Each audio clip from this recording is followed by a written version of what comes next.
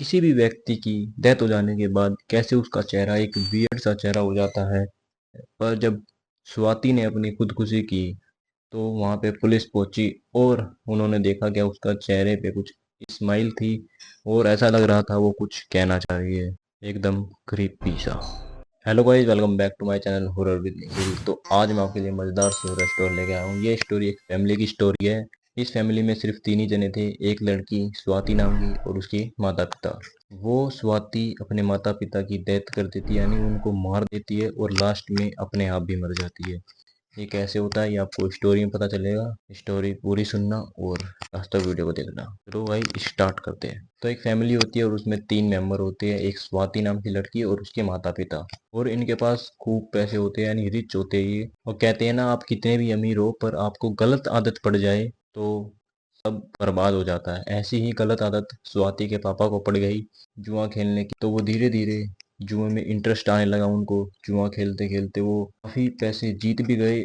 और कहते हैं ना, जितने आप जुए में पैसे जीतते हो उससे डबल या ट्रिपल हार जाते हो। तो ऐसा ही उनके साथ भी हुआ। तो वो धीरे धीरे उनको आदत पड़ी, वो खेलते रहे और ऐसे ही खेलते खेलते वो काफी पैसे हार जाते हैं और उनका एक घर बिक जाता है। और फिर भी तो उनकी आदत बिल्कुल नहीं छूटती। वो खेलते रहते जुआ। जो स्वाति नाम की लड़की होती है वो सिर्फ 14 या 15 साल की होती है।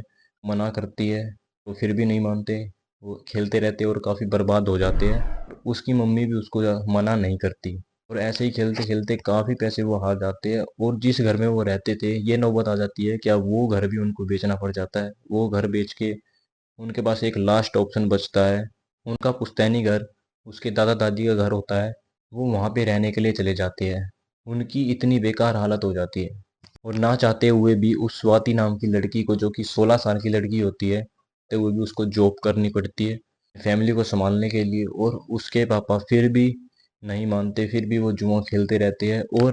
और फिर वो कहते हैं क्या इस पुश्तैनी घर की मुझे चाबी दो, मुझे ये घर भी बेचना है। फिर वो लड़की कुछ ज़्यादा ही फ्रस्ट्रेट हो जाती है अपने माता पिता से, दोनों से।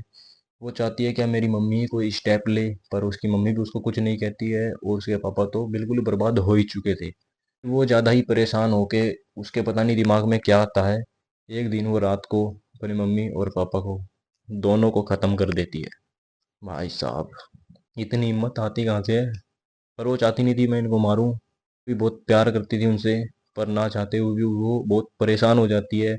वो बिल्कुल ही रोड पे आ जाते हैं और वो उसके पापा मानते नहीं है, इसलिए ना चाहते भी वो उनको मार देती है। वो फिर उस फैमिली में अकेली बच जाती है।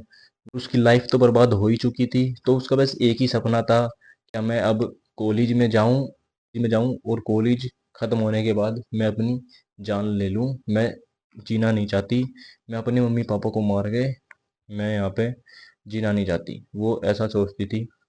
तो उसने 22 साल की उम्र में एक कॉलेज ज्वाइन किया। वह कॉलेज में जाने लगी कि एक कॉलेज में उसकी बहुत ही खास दोस्त बनती है, प्रीति नाम की लड़की। ये एक बेस्ट फ्रेंड बन जाती है। और कॉलेज में कोई भी बच्चा उसकी फैमिली के बारे में पूछता था तो वह अलग बिहेवियर करने लग जाती थी और उस बात को टाल देती थी। उसके दोस्तों ने सोचा क्या क्या ये अनाथ होगी, इसलिए जब इसकी फैमिली की बात आती है तो ये बात को टाल देती है या फिर कुछ भी कर देती है। ये सोच के उसकी फैमिली के बारे में पूछना भी बंद कर दिया उससे। जैसे ही कॉलेज के 3 साल समाप्त होते हैं, जैसे ही कॉलेज की उसको डिग्री मिल जाती है, तो वह अपने दोस्तों का और अपनी बेस्ट फ्रेंड का, सबका फ़ोन उठाना बंद कर देती है। और सब परेशान हो जाती है कि ये फ़ोन क्यों नहीं उठा रही। एक दिन उसकी जो बेस्ट फ्रेंड होती है प्रीति, वो उसको ढूंढने की कोशिश करती है पर मिलती नहीं है। मिलेगी भी कैसे भाई, पर उसने आज तक किसी को भी अपना अता पता या अपने घर का एड्रेस बताया ही नहीं था। जब भी कॉलेज की छुट्टी पड़ती थी या कुछ भी होता था तो वह अपने बेस्ट फ्रेंड के घर जाके रुक जाती थी 1-2 महीना, या तो फिर वह होटल में ही रुकती थी कॉलेज के।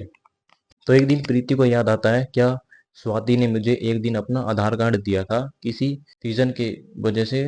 तो उसने उसको आधार कार्ड दिया होगा तो वो उसने अपने फ़ोन में देखा डॉक्यूमेंट्स में, तो उसको स्वाति का आधार कार्ड मिला। तो उस पे एक एड्रेस था, वो उस एड्रेस पे अपने साथ पुलिस को भी लेके गई। ये तो वो पुलिस को लेकर उसके घर पहुंच जाती है। जैसे ही वो उसके घर पहुंचती है तो वहाँ पे एक कमरे में दो लाश मिलती है, जो कि वो लाश उसके माता पिता की ही होती है। वो लाश बहुत ही सड़ चुकी थी, बहुत दिनों की हो चुकी थी, बहुत सालों की हो चुकी थी। वो लाशों का बिल्कुल कंकड़ बन चुका था।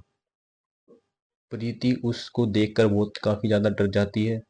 और फिर स्वाति को भी पता चलता है, और स्वाति उसके पास प्रीति के पास फोन मिलाती है और कहती है मुझसे मिलने तू इस घर में आ।